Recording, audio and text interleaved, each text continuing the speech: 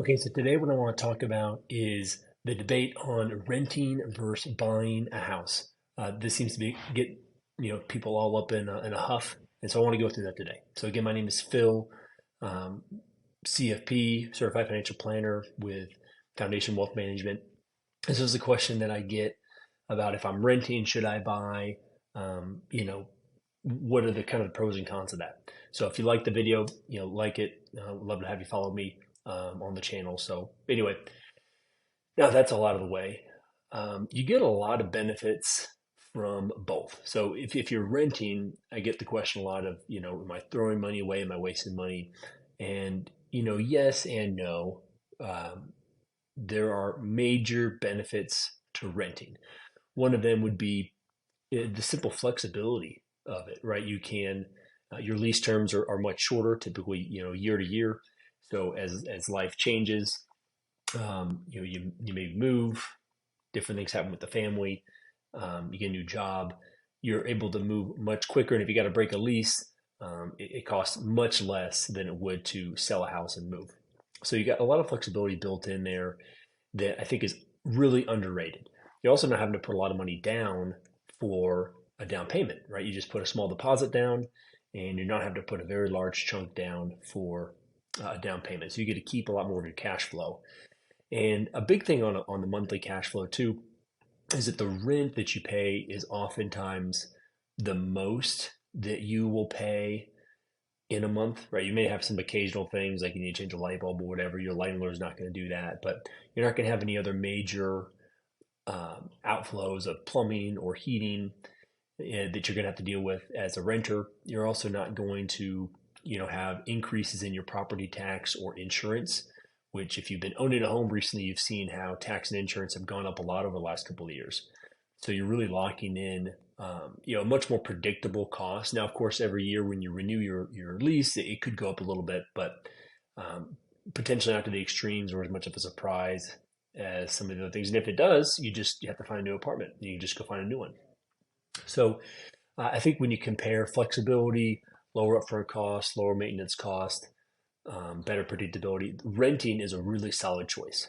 Now, are you throwing money away by not building equity, right? The main positive of owning a home is you're going to be building equity in that house. So, and if you don't know what that means, when you're building equity, right, you get a mortgage payment, you put some money down, and then as you're paying down that mortgage and the gap between what the house is worth, so say the house is worth $200,000 and you had a loan for 180,000 because you put 20% down or 10% down, I guess. You put 20,000 down and you got a $180,000 loan.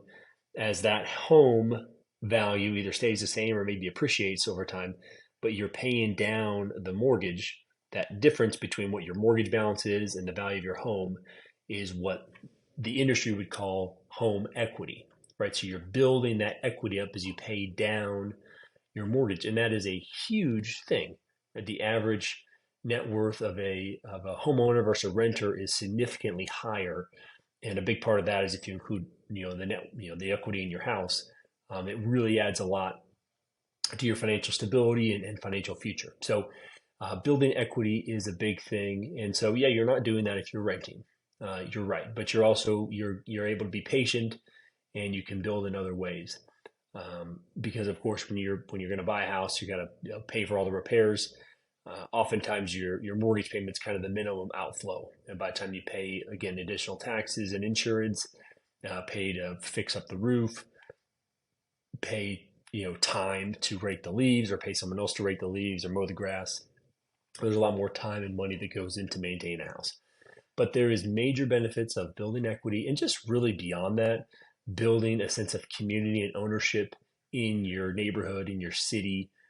There's just such a major, major benefit to that.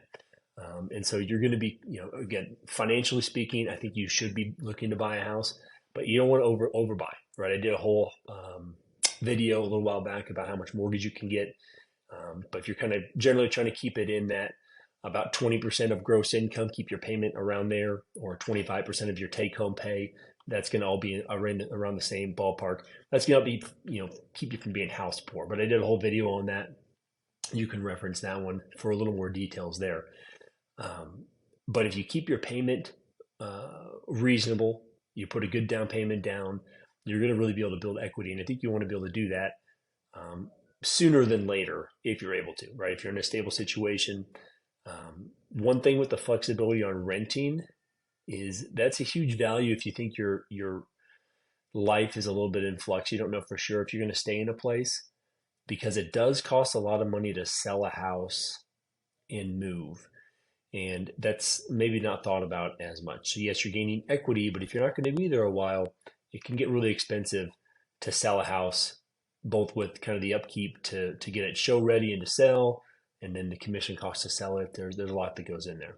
So you want to keep that in mind. But if you're going to stay in a place a while, you're stable and you want to build some equity and ownership in the area, you definitely want to look to buy a house. But don't feel bad if you need to rent. It's a really good option for a lot of people in a lot of situations. And one other kind of tangent point I want to put in there is I see a lot of people lamenting how much home prices have gone up over time, and that is true.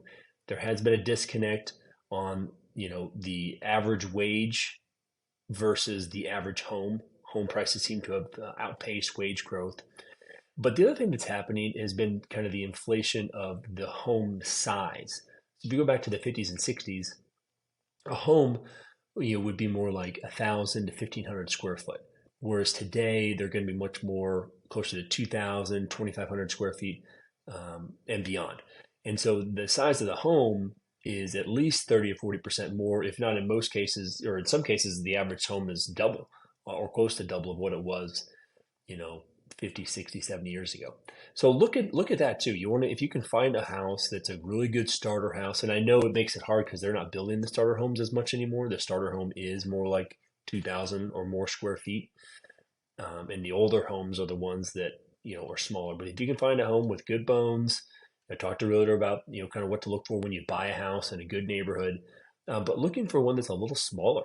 It's okay if you're going to buy a house to kind of get in the game, build the equity, learn how to take care of a home, that it's a little smaller. I think that's a big point is to not bite off more than you can chew.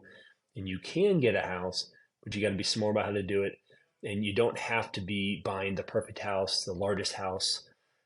Looked a little smaller. That's what they did years past, and it made it more affordable. And it still is more affordable today to look at a smaller house, even if it's not perfect. So that's just kind of a side tangent on the whole point of this. But again, renting's not bad. I think long term, it doesn't make a ton of sense, but in certain situations of your life, it makes the most sense to rent. But get yourself in a position where you're able to buy when you're able to. And I hope that helps. Let me know if you have any questions.